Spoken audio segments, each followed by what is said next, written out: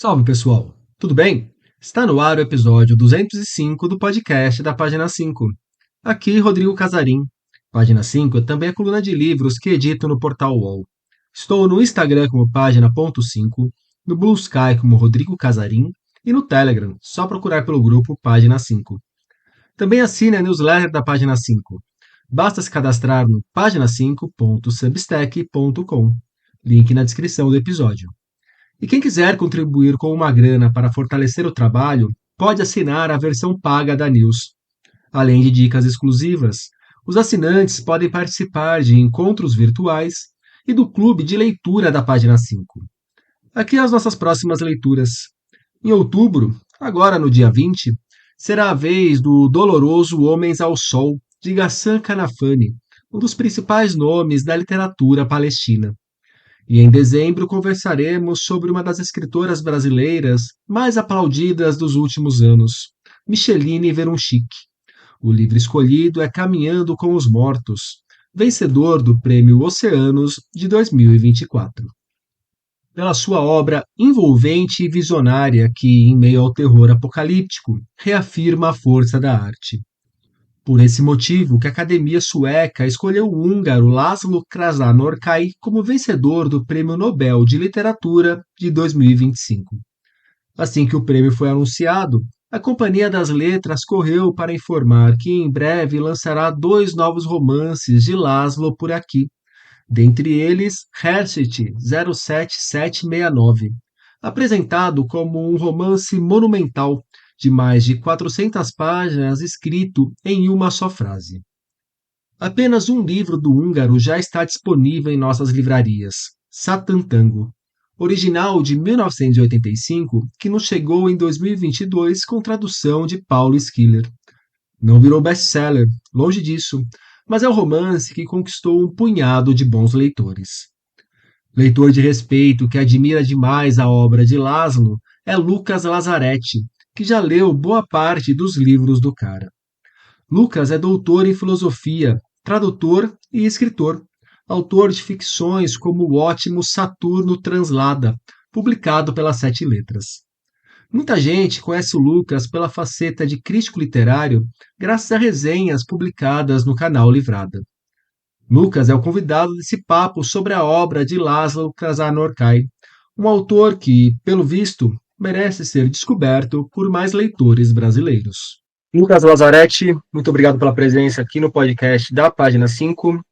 Lucas, assim que saiu o anúncio do Nobel desse ano, me veio você à cabeça porque eu lembro de você ser um profundo admirador do Laszlo, esse camarada aí que eu já falei o nome dele na introdução do podcast, então daqui para frente vou chamar só de Laszlo e o sobrenome fica só para introdução mesmo.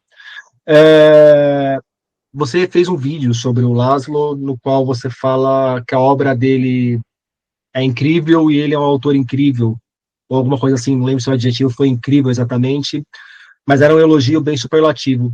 E eu conheço sua caminhada como crítico e sei que você não costuma sair por aí distribuindo elogios tão grandiloquentes para qualquer autor.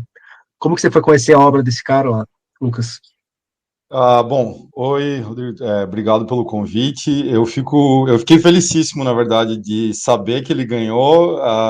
Eu tinha essa coisa de apostar, né? O pessoal ficava, eu achava que não ia rolar para ele, como não rolou para o Pynchon até agora. Mas fiquei feliz também porque as pessoas reconheceram, vários amigos mandando mensagem, assim, falando, pô, você viu o cara, quer dizer, eu sou fã, né, mesmo do Krasznahorkai há algum tempo. Eu conheci a obra do Krasznahorkai pelo Satan Tango, né? O Satan Tango, que eu comprei. Agora eu não lembro se foi em 2014, 2015, cara. Não, tinha saído uma tradução para o inglês do George Sitters, né? Que é um poeta britânico. Depois eu comprei livros dele como poeta e tal, e é húngaro de nascimento. E aí eu li aquilo e fiquei completamente embasbacado. E logo na sequência eu li A Melancolia da Resistência, que é o segundo romance dele. Aqui também foi traduzido para o inglês. E aí por anos eu fiquei lendo o que vinha sendo publicado em inglês. A Ottilie também é uma tradutora, né? Ela também traduziu alguns. A minha sensação inicial, quando eu leio o Krasnaorkai, quando eu leio o Chatantango e depois o Melancolia da Existência, era um pouco de embasbacamento. Assim, eu fiquei, sabe, então é possível fazer isso, e esse cara, quem é esse maluco que está escrevendo dessa forma, convoluta, sabe, pensando a arquitetura da coisa, e sendo tão radical, sem perder o trato seja com a narrativa, quer dizer, há um experimentalismo, mas é uma preocupação clara com a narrativa, e com o que há de existencialmente mais nosso, mais concreto, né? Então, os superlativos que eu dou a ele é por, como você falou, eu leio muita coisa gringa, não é? Vou descobrindo, aprendi a ler outras línguas para poder ler, inclusive, autores que me interessam. Não consegui o húngaro, porque eu tentei, e é realmente o diabo, assim, o negócio. Uh, mas fica aí para o futuro, talvez, né? Mas a coisa era, assim, uma admiração imensamente grande para alguém que parece estar fazendo uma literatura sem se importar muito com vamos dizer assim, meandros todos, né? No começo, sobretudo, eu acho que isso fica na obra do Krasznahorkai, ele era um cara que estava trabalhando, cuidando de vacas de madrugada no interior da Hungria. Ele trabalhou numa mina. Ele, sabe, fez esses trabalhos todos meio assim, braçais e tal, e está escrevendo enquanto isso, assim, está escrevendo meio apostando no gosto dele mesmo, não é? E eu acho que isso fica na obra, é o que mais me encanta. E aí, por isso, assim, faz apostas imensas, assume riscos grandíssimos, mas consegue, não é? Efetiva. Enfim, daí vem a minha grande eloquência. Me chama a atenção você falar que na hora que você foi conhecer a obra dele, na hora que você conheceu a obra dele, você encontrou ali elementos que você viu e pensou, nossa, é possível fazer isso? E eu acho que isso dialoga com essas apostas e esses riscos que ele corre. Você pode falar um pouco mais dessas apostas, desses riscos, é possível fazer isso, que te chamaram a Claro, atenção? Assim, concretamente, o que é isso? Que assim, sim. por exemplo, a Companhia das Letras já anunciou que no ano que vem vai lançar 2 livros dele. Um deles é o Hearst 07769, que a companhia apresenta como um romance monumental de mais de 400 páginas, escrita em uma só frase. Legal, um romance de 400 páginas, escrita em uma só frase, chama a atenção, mas isso é uma coisa quase anedótica, só uma curiosidade, se não para de pé um romance de 400 páginas escrita numa só frase, né?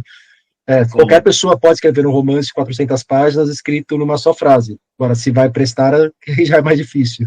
Não, claro, exato, até para não ficar criando aqui, para fomentar o amigo louco que acha que vai escrever não é, um romance de 400 páginas em uma só frase, uma sentença, e que isso é suficiente para ser considerado um gênio, não é? Isso acontece por aí. Quando eu dou oficinas de escrita, geralmente, muitas pessoas perguntam: pode fazer isso, pode fazer aquilo?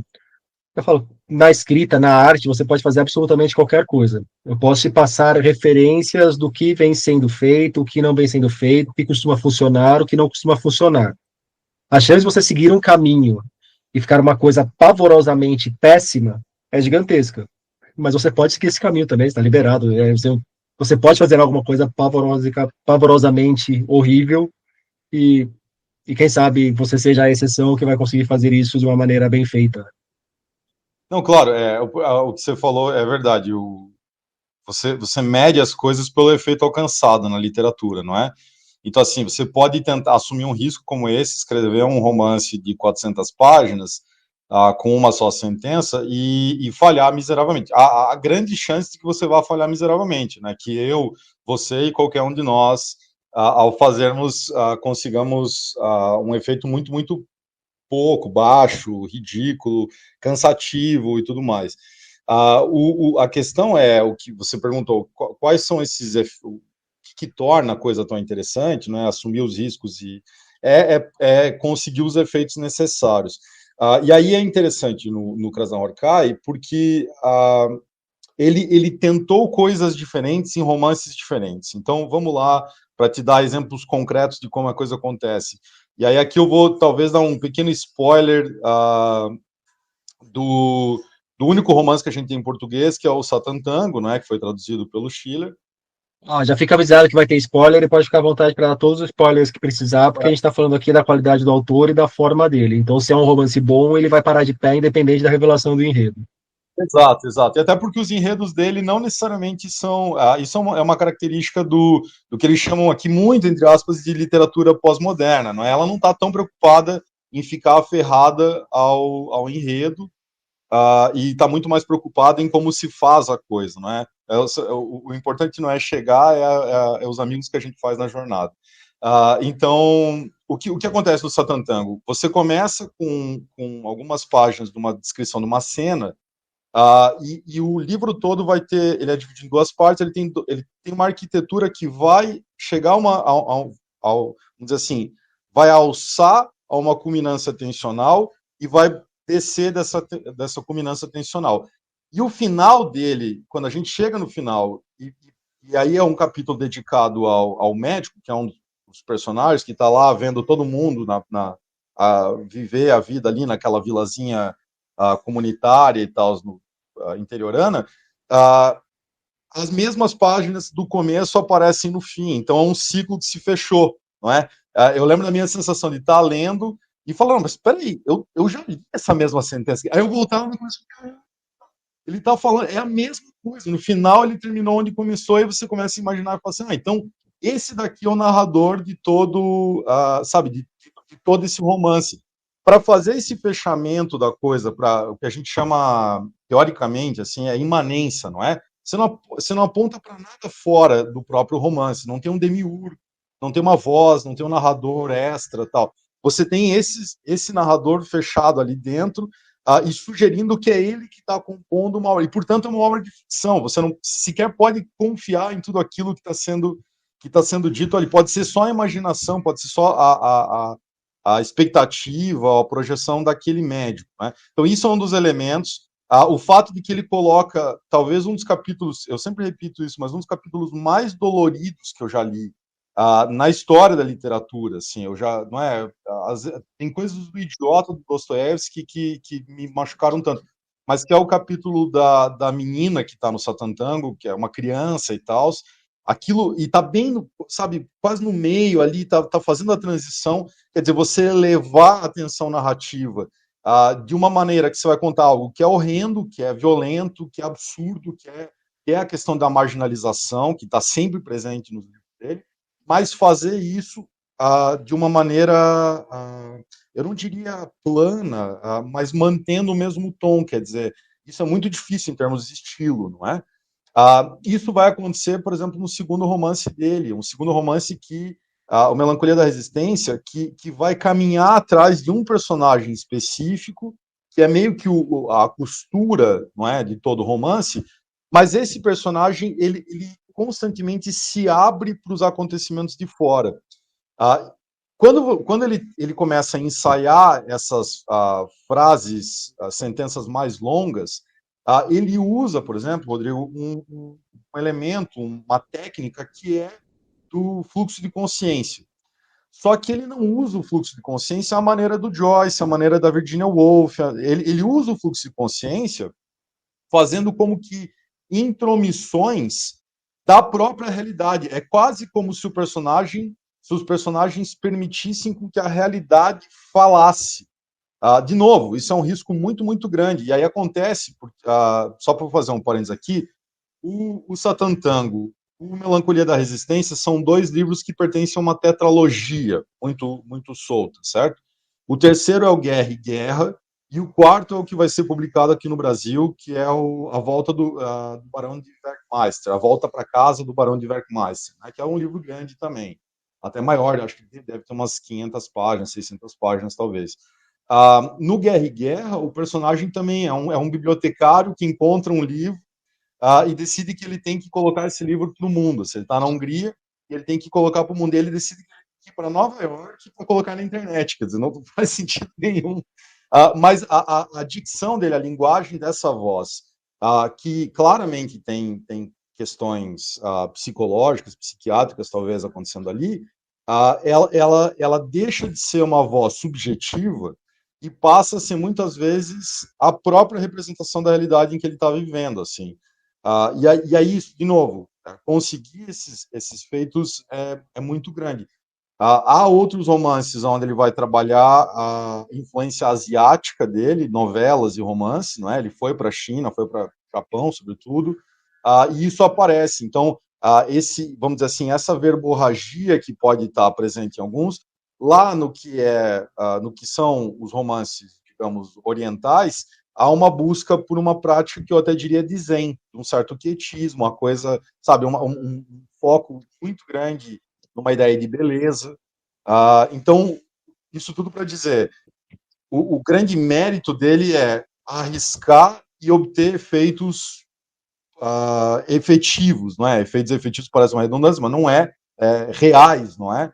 A gente consegue ler e fazer funcionar. As 400 páginas com uma sentença pode parecer um grande exercício de dificuldade para nós leitores, mas eu diria que não é.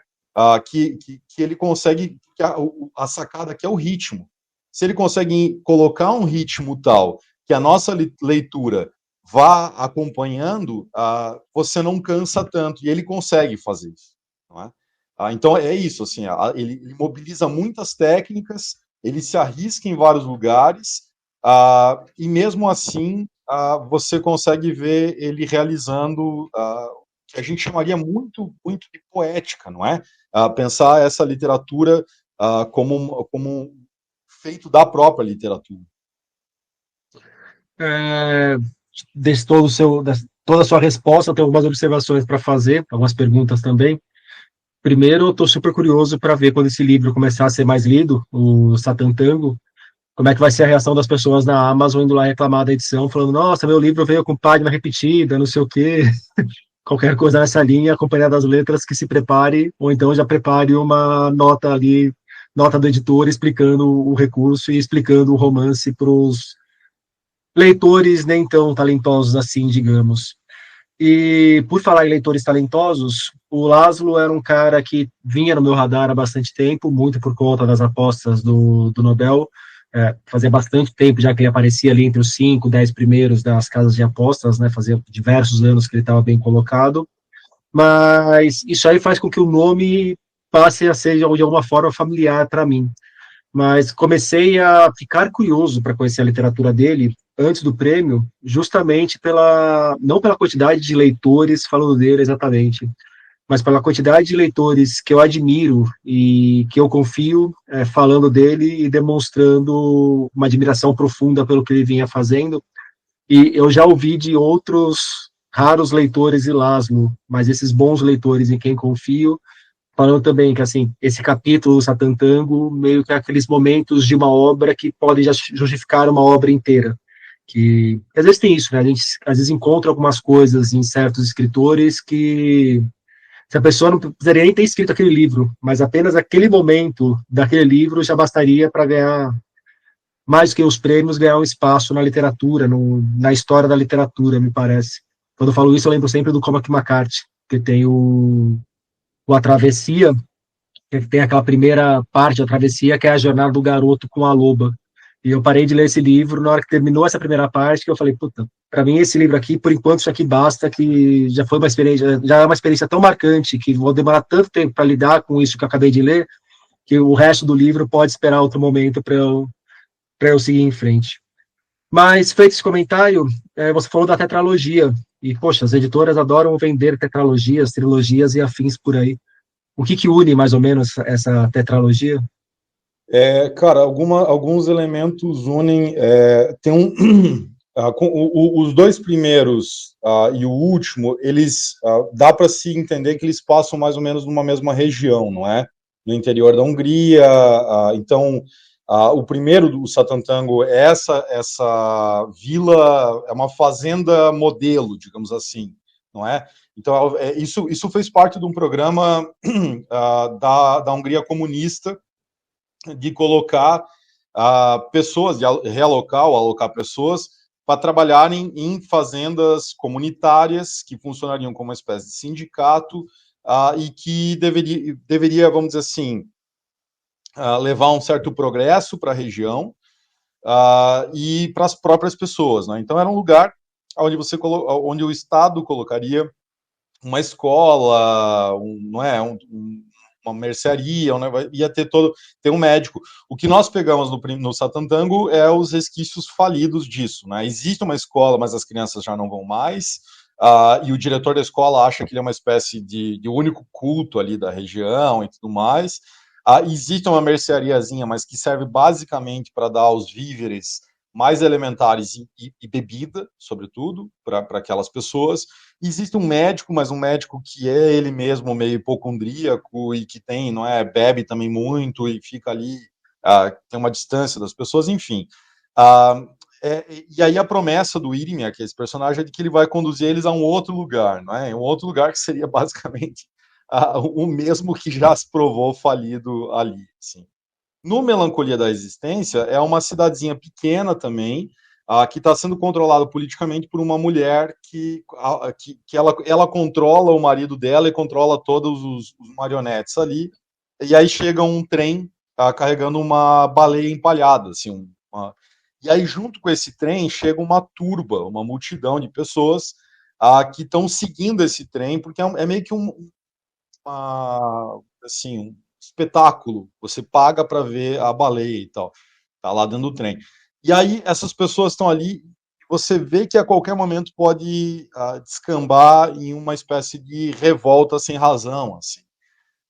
E essa mulher, então, você vê que ali é a mesma regiãozinha, tal, a pauperização, ela tem algum poder político e ela se agarra a isso como se ela tivesse alguma vantagem, então tá todo mundo igualmente desgraçado, mas ela quer ter ainda assim alguma vantagem em relação, não é, às reproduções das ideias de opressão e tudo mais. E aí o quarto romance é exatamente onde acontece o Satantango, porque no Satantango aparece, ela fala assim, a menina, que é o capítulo mais dolorido e tal, ela vai nas ruínas de um determinado castelo, que era o castelo de um tal Barão Bergmeister. E aí o Barão, no quarto, ele volta para casa, não é? O terceiro romance, que seria o Estranho, que é o Guerra e Guerra, porque é esse bibliotecário que vai para Nova York. Mas há, de fato, vamos dizer assim, um certo microcosmos unindo ali, um certo... ele sai da Hungria, ele vem tudo indica que ele vem dessa mesma região, e ele vem desse mesmo universo, quer dizer, dos efeitos de um certo totalitarismo na Hungria. Então, o vínculo da tetralogia, ela é... Eu não lembro do Laszlo confessar, talvez, tipo, eu pensei isso como uma tetralogia, nem nada disso. Ele não é vendido assim lá fora, não é propagandeada assim, mas nós, amantes da coisa, os entusiastas do Krasnahorkai, já identificam isso há algum tempo, há estudos sobre e tal. Então, é legal, né? Porque você vê, você tem razão.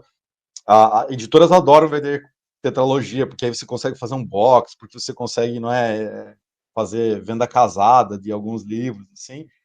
Mas aqui não sei se funciona, não. Assim, é um sentido de tetralogia mais solto. Por aí, por isso já inventaram também a tetralogia involuntária, qualquer coisa assim. Então, dispositivo de marketing arruma-se, não se preocupe com isso. Tem gente ganhando bem para pensar nesse tipo de coisa. Mas eles não vão publicar, isso que eu achei estranho, eles não vão publicar o segundo, na Melancolia da Resistência. Vão publicar o quarto dessa tetralogia e o resto, que é um mais recente, assim. E é interessante, porque o Melancolia da Resistência virou filme também do Bellatar, e um filme bem mais assistível, vamos dizer assim, num tempo hábil, do que o Chatantango, que tem 7 horas e meia. O Satan Tango é o primeiro caso de filme mais longo do que o romance, né? Exato. E ele é muito fiel, né? Ele segue os mesmos capítulos e tal. Bom, o roteiro é do Krasnahorkai, né? Eu queria perguntar sobre Melancolia da Resistência também. A gente conversando fora do ar na semana passada, você recomendou Melancolia da Resistência com muita ênfase. Por que que ele te salta mais aos olhos do que os outros? Te tocou Cara, mais de alguma forma? sim, eu acho que ele foi. Eu li o Satantango primeiro, e aí eu claro, fiquei extremamente impressionado e eu acho que eu não, agora é difícil lembrar, eu deveria fazer anotações do que eu li, sabe? Mas vamos dizer assim, foi mais ou menos na sequência, o que significa, podem ter tido 10 livros entre isso, um, um mês, assim, ou eu posso ter lido, eu não lembro de fato, mas foi muito próximo. Ah, o caso é que ele abre já com uma cena que é maravilhosa, assim, de uma mulher que acha que está sendo perseguida por um cara, e a gente não sabe se é uma questão política ou de assédio sexual, tem toda uma coisa ali. E aí você tem esse personagem que ele é tido como um idiota, ele trabalha como carteiro, assim, na cidade. E ele faz essa coisa, ele vai no bar onde todos os homens se encontram, sempre tem essa coisa da bebida, o pessoal tá ali, é muito alcoolismo em função dessa miserabilidade, né? Não tem o que fazer, uma cidade pequena e tal, e os homens estão ali reunidos e tal. E aí ele faz uma espécie de encenação do sistema solar. Então ele pega os planetas, ele vai fazer todo. E aí as pessoas. Ele é tido como um idiota, mas ele faz essa coisa do sistema solar. E ele, no fundo, a gente vê, ele não é um idiota, ele é um cara sensível, ele é um cara, sabe, é um cara ah, peculiar à sua própria maneira, e que, precisamente pelo caráter de peculiaridade, por ele não ser inserido totalmente naquela sociedade, ser tomado como um imbecil, e a palavra às vezes é essa, é forte, eu sei, mas é isso, assim, como alguém que tá o idiota do grego é aquele que não participa da vida política, né?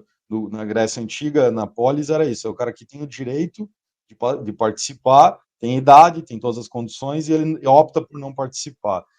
No caso dele, ele não é apto a participar em função do outro. Ele é um marginalizado dentre os marginalizados. E parece que ele está correndo o tempo todo, assim, a parte do próprio romance, entende? Ele é o centro do romance, no certo sentido, mas ao mesmo tempo ele é a margem do romance. Então, isso para mim foi algo genial, assim, de ver essa centralidade deslocada de tal maneira que você consegue, assim, é quase a representação do que ele faz com os planetas. Ele é o móvel de todos aqueles planetas quando ele representa, quando ele encena, mas ao mesmo tempo o que importa são os planetas, o que importa é o que ele está encenando, não é ele. Então ele é o leitmotiv, né, o motor de todo o romance, num certo sentido, e ao mesmo tempo o que importa é todo o resto que vai acontecer. E aí, para mim, eu acho que a recomendação que eu faço que eu fiz para você, então a gente conversando, era menos atemorizante, talvez, do que os maiores, aí, não é? Tem bem grandes. E aí, sei lá, tem uma certa sensibilidade imensa ali que eu acho que realmente vale a pena, assim. O Laszlo, ele tem uma escrita que não é uma primeira sentada com a cabeça meio avoada, me parece que você vai pegar as manhas dele para você seguir em frente na leitura. Eu comecei a ler o Satan Tango, tinha começado em setembro, coincidentemente, mas estava com a cabeça bem dispersa e tal, e acabou sendo uma leitura que eu falei, não, eu não estou com a cabeça para ler esse romance do jeito que esse romance merece ser lido. Mas eu fiquei com a sensação ali, de logo no começo, de ser um cara que ele não parece com o Saramago, mas me parece ser aquele tipo de autor que exige você fazer uma espécie de aquecimento, e aí depois que você fez esse aquecimento para entender o ritmo e a fluência da escrita dele, a coisa passa a caminhar muito melhor do que nas primeiras páginas. Queria te perguntar se você acha que é por aí mesmo e se você tem outros conselhos para quem for ler. Não, eu acho que você tem razão. Até eu não compararia tanto com o Saramago e mais com o Lobo Antunes, se é com algo da língua portuguesa que a gente. Só por conta do aquecimento, que o Saramago assim, é um cara que, sei lá, as 10 primeiras páginas são às vezes super difíceis, mas depois que você sacou qual é a pegada dele, a coisa vai embora. Então, mas aí que tá. Talvez o Lobo Antunes te exija mais ao longo de todo o caminho, assim. Sobretudo naqueles lá, né? Os Cus do Judas, Memória de Elefante e tal. Ah, eu concordo, é uma escrita que exige, não é? E aí a questão que sempre me parece interessante de refletir e qual escrita que vale a pena que não exige. A gente trata, às vezes, o Dom Quixote como um clássico batido, mas não é. Se você vai pegar lá no meio, tem há coisas que não é de uma simplicidade de forma alguma. Isso vai acontecer com boa parte dos clássicos literários. Você ficar muitas e muitas páginas com um menino com a arma apontada para a própria cabeça, falando que vai se matar, porque é nihilista, não é? Como a gente tem no Idiota do Dostoiévski, que eu mencionei antes, para daí ele acabar tudo com um ataque de tosse, porque ele é tuberculoso, e é muitas páginas o discursinho dele, assim, sabe, é um palestrinha longo. Eu imagino que isso possa ser tido como uma espécie de dificuldade. A linguagem do Krasznahorkai é interessante, porque é o que a gente pode chamar de poético, sem apelar para o que nós, sobretudo num registro de língua portuguesa, entendemos como a prosa poética. Que muitas vezes a prosa poética para nós é um tanto quanto afetada, não é? Ela tem uma certa afetação de ser, vamos dizer assim, uma espécie de estilização que beira um parnasiano, que beira uma espécie de quase um decadentismo, assim, sabe? Usar. É um eletrismo piegas, né? Exato, exato, um beletrismo, exato. Algo que soa para nós como beletrismo, não é? Enquanto no Krasznahorkai não é exatamente isso. Assim, ele não, claramente a preocupação da poética dele não é essa. E, no entanto, há um estilo que demanda. Eu acho que, no caso dele, como é o caso de vários autores não é, admirados e tal, o interessante é que, em um certo momento, você começa a ter um prazer só pelo texto. Não é? Embora você está fruindo, claro, todo o resto, aquilo está se suscitando em você impressões subjetivas, existenciais, e tudo mais, isso acontece, mas há constantemente, do começo ao fim, um prazer no texto. A textualidade da coisa, o literário, não te escapa, não há como você ignorar que aquilo que você tem diante de você é literatura, não é entretenimento, não é, entendeu? Não é uma coisa, ele não se perde só em te servir uma narrativa a ponto de você esquecer a textualidade, de esquecer a linguagem. Então, o tempo todo ele está te convocando a linguagem, e é isso que muitas vezes é tido como difícil. Né? A mesma, o Krasznahorkai, a gente não entende como isso é possível, mas ele é amigo do Thomas Pynchon. De fato é amigo do Thomas Pynchon. Ele dedica livro ao Thomas Pynchon. Mas peraí. O Thomas Pynchon não apareceu nem para confirmar nem para desmentir. Então também, se alguém quiser simular Não, mas, uma amizade. mas é porque ele era amigo do Allen Ginsberg. E aí ele foi para Nova York. Então isso é uma coisa interessante, sim. Ele tem boas relações com vários escritores. Ele também faz muitas referências a escritores, ainda que indiretas, não é? Você sente isso nos textos dele o tempo todo. Algumas coisas são mais diretas, não é? Outras não tanto. Mas a mesma coisa que eu digo sobre o Pynchon, eu digo sobre ele, assim, pessoal, mas como é que eu faço? Cara, só vai, assim, a experiência da leitura, às vezes, é a própria experiência. Não é você entender, não é você, sabe, toda aquela paranoia, todo aquele monte de referências e tal, é menos você fazer sentido de e mais você experienciar. E eu acho que, num certo sentido, o Krasznahorkai vai te deixar por aí, assim. É muito difícil a gente sustentar aquele nível de cinismo que aparece no Satantango, entende? Eu vi gente chamando de ironia, eu vi agora em resenhas recentes começaram a pipocar, falando, porque o discurso do William é irônico. Eu não acho que é irônico, ele é cínico, não é? Há uma qualificação diversa aqui, diferente aqui. E é muito difícil a gente sustentar isso a sério, a gente ficar com isso e, sabe, fazer sentido disso, fazer sentido do cínico, até mesmo do irônico. Então fica a experiência que você vai ter e que tudo bem. Depois você volta a ler, você volta a ler, você volta a ler. Talvez essa seja precisamente eu tô lendo, sei lá, que vez o Vineland do Pinto por causa do filme do Paul Thomas Anderson, assim, e entendendo cada vez menos, mas me divertindo cada vez mais. O Lucas, eu queria voltar um pouco nessa Hungria do Laszlo. Você falou um pouco sobre essa Hungria onde ele cresceu, com que ele trabalhou, e eu vi algumas pessoas apontando ou reclamando de que o Nobel estaria reconhecendo um autor anticomunista. Como é essa Hungria onde ele cresceu e como é essa Hungria que ele retrata na obra dele? Então, cara, aí para falar dele, falemos dele e de outros autores que estão, não é, que são dessa mesma geração, digamos assim, mas sobretudo de um Então outro. eu já vou até antecipar a próxima pergunta que eu ia fazer, que eu ia lamentar com você, que eu acho que esse Nobel para ele diminui consideravelmente as chances do Cartaresco levar no futuro próximo.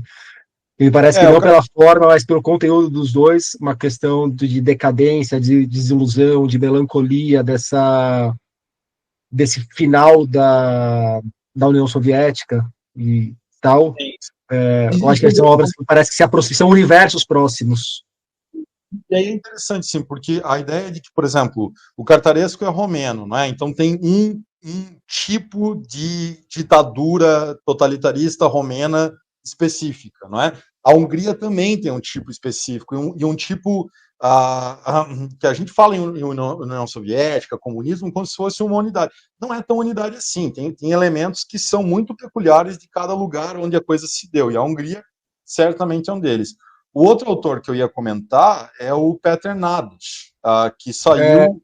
Deixa eu só fazer um parênteses e quem quiser só pegar duas caricaturas de diferenças, é só ver como é que foram sendo as construções históricas que cada país virou ao longo do tempo, mas sei lá, pegar Belarus e pegar para a União Soviética, a República Tcheca, por exemplo. Sim. Cada um teve experiências muito diferentes com o que foi o comunismo e depois caminhou de maneira muito diferente para o que tem hoje como país. Claro, porque o comunismo, vamos dizer assim, muito entre aspas, o comunismo ali, que é decorrente da Segunda Guerra Mundial e não é, de toda aquela desestabilização, ele não apaga uma história que é anterior, não é? Aqueles países têm características, aquelas pessoas, aqueles povos têm características próprias, culturas próprias, e questões próprias que estão sendo desenvolvidas. A gente viu o que aconteceu nos Balcãs, a gente, não é? Você sabe as diferentes consequências. Esse autor que eu falei, o Peter Nadas, tem um livro só traduzido pela Todavia aqui, que é o primeiro livro dele, assim, que relata bem a Bíblia se chama é o título. É um livro pequeno, então ele relata bem essa coisa de uma criança em que os pais são parte de uma certa burocracia do regime, e que aí tem, enfim, fica aí a dica para vocês lerem. Por que eu convoco o Nadas e o Krasnahorkai aqui juntos? Porque a ideia de que ele é um anticomunista não significa que ele seja um neoliberal.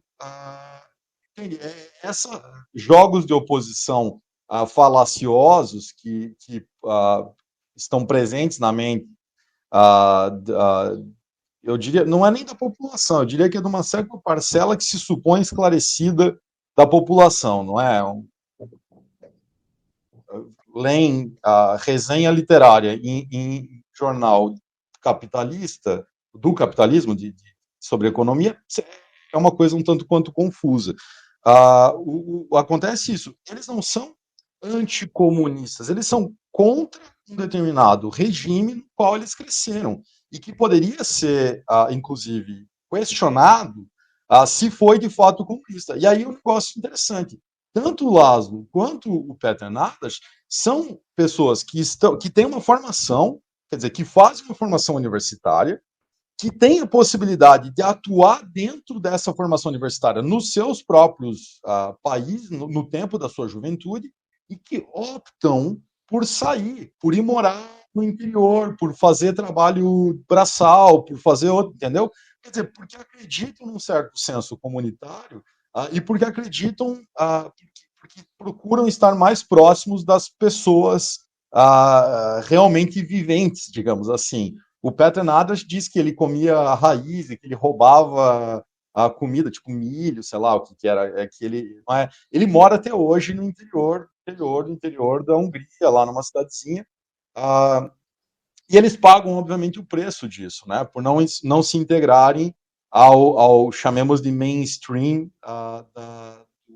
do intelectualizado do seu tempo. Então, eles não são, eu não acho que o Krasnahorkai é um anticomunista só porque ele critica o regime húngaro, ele critica de uma forma muito sagaz, não é? Porque ele não explicita em nenhum momento. Tem uma história de que o Chatan Tango só passou pela censura porque é um personagem que é um censor. E que o cara leu e se sentiu representado. E aí o cara deixou passar, assim, porque é um romance que não passaria, não é? De desilusão, de derrocada, de queda e tudo mais. Ah, o que o Krasnahorkai faz aí eu acho que é profundamente político, é colocar em questão constantemente, e eu digo constantemente, praticamente, eu acho que em todos os livros dele que eu li, com exceção de uma novela, que é sobre um imperador japonês buscando um templo, é uma novelinha e tal, é colocar os marginalizados. A preocupação dele é sempre a quem está por a margem dele, sabe? Você pode ser um bibliotecário, você pode ser, na verdade tem dois bibliotecários em livros diferentes, você pode ser um fazendeiro, você pode ser um barão, você sabe, um barão que perdeu tudo, você pode ser vários personagens, ainda assim, a preocupação dele é com os marginalizados. Isso não é exatamente neoliberal, isso é, na verdade, contrário a toda a tendência da política capitalista neoliberal que a gente conhece e dos imperialismos e colonialismos decorrentes disso. Dizer que o Krasnahorkai é um escritor apolítico, ou o que quer que seja, é de uma infantilidade ou de um desconhecimento, ou os dois, não é?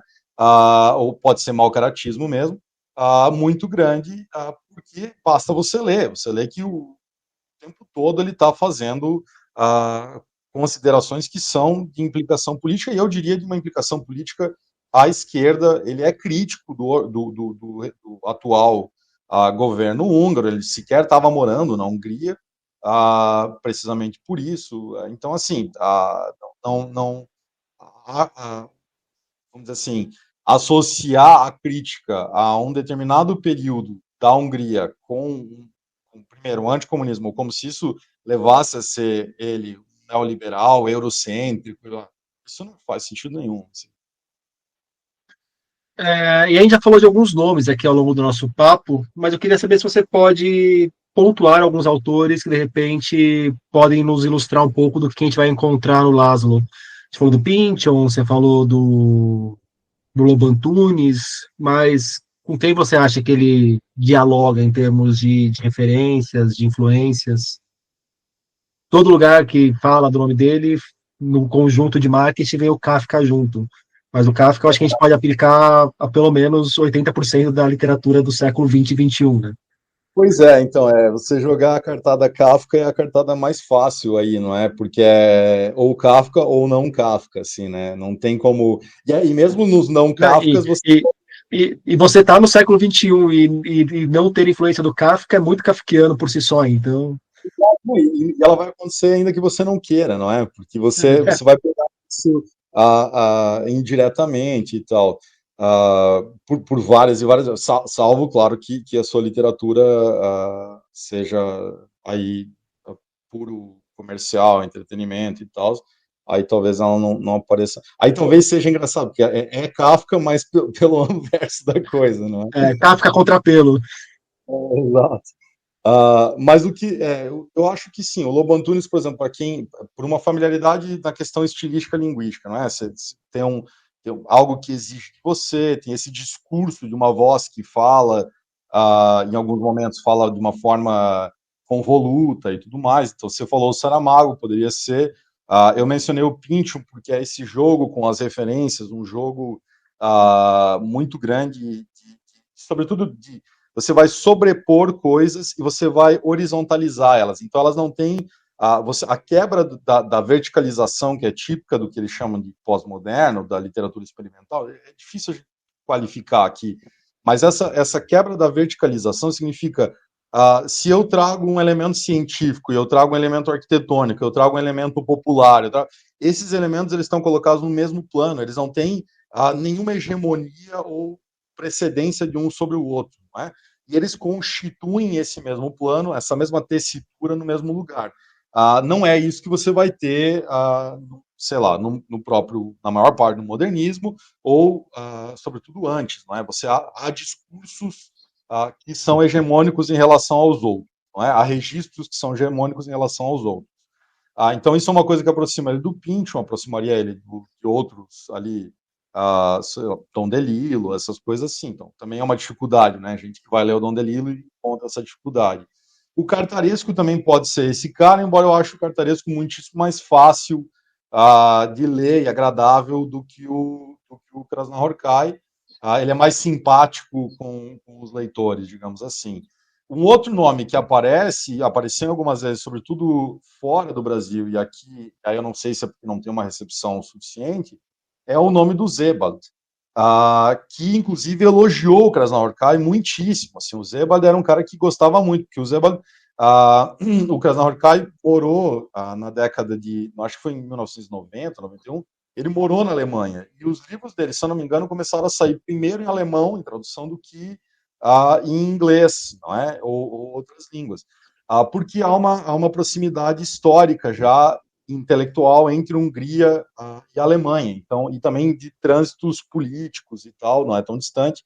Então saiu lá e o Sebald leu e elogiou. Se você lê Os Anéis de Saturno, Os Imigrantes, o Austerlitz, você vai ver que há uma proximidade temática, não é? Uma preocupação com isso, com os marginalizados, com os que estão com as heranças da violência, a presença ainda da violência, não é? Então, essa coisa um pouco não, nós vivemos num mundo que é democrático, a democracia é linda. A democracia é linda se ela existir, mas a violência não está abolida por causa disso, não é? Existem outros monstros. Então, são autores que eu acho que estão razoavelmente próximos. E aí tem, claro, o Peter Nadas, por exemplo, é um cara interessante, mas aí, para quem lê inglês, só tem em português esse primeiro livro dele. E há outras referências que aparecem. Eu diria, por exemplo, um cara que aqui no Brasil saiu também um livro, que é As Planícies, traduzido pelo Caetano Galindo, pela Todavia, que é o Gerald Burnane, que é um autor interessante. É um cara que aprendeu húngaro sozinho, então parabéns para ele. Sabe Deus por que ele aprendeu húngaro sozinho na Austrália. Ou sabe o diabo, né? Ou sabe o diabo, exato. Mas é um cara que também tem, eu vejo proximidades, é um contemporâneo, está vivo, também foi cotado para ganhar o prêmio, talvez venha a ganhar em algum momento. É isso, assim, tem. Eu acho que há mulheres também, Alexis Wright também é uma australiana, a Joy Williams, que é norte-americana, a Helen DeWitt, que é americana barra britânica barra alemã, que está... acho que aqui no Brasil saiu só aquele do samurai dela, da Helen, faz bastante tempo já. Enfim, eu posso... Aqui a gente vai brincar, eu posso nomear uma dezena de autores que estão mais ou menos aqui. É claro que o Krasznahorkai tem algo que é muito singular dele, né? E acho que é isso que foi aqui reconhecido por um prêmio que não necessariamente reconhece literatura. Lucas, para a gente fechar o nosso papo, me indica um livro.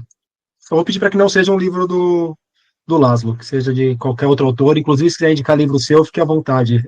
Como a gente não falou da sua obra, eu acho que não vai ser pachequismo.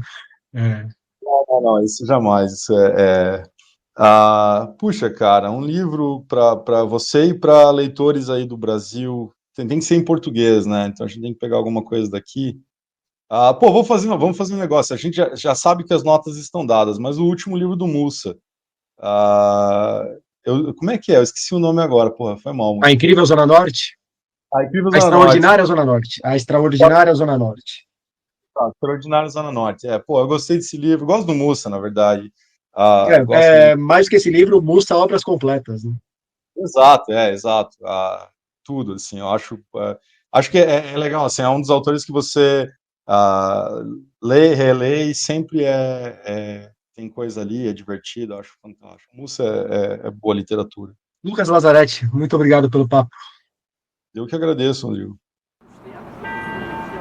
Por hoje é isso aí, pessoal. Indica o podcast para os amigos e inimigos. Um abraço, um beijo, um aperto de mão e até daqui 2 semanas.